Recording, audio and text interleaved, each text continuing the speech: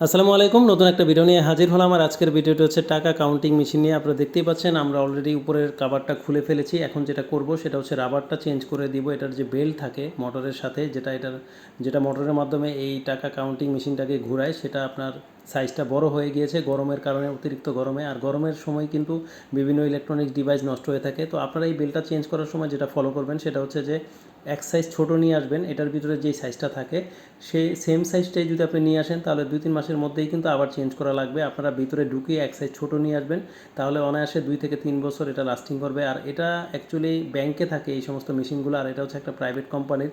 তো এটা যখন ভেন্ডরকে ফোন দেওয়া হয় চেঞ্জ করার জন্য, তারা 5,000 টাকা দাবি করে। তো এটা আমাদের পার্শ্ববর্তী যে গ্রির শোরুম আছে তাদের এটা মেশিন, তারা আমাদের কাছে নিয়ে আসে এবং আমরা মাত্র 1500 টাকা এটা ঠিক করে দেই। তো এরকম গুরুত্বপূর্ণ ভিডিওর আপডেট পেতে অবশ্যই এই পেজটাতে ফলো দিয়ে পাশে থাকবেন এবং ভিডিওটি ভালো লাগলে অবশ্যই শেয়ার করে দিবেন। আজকের জন্য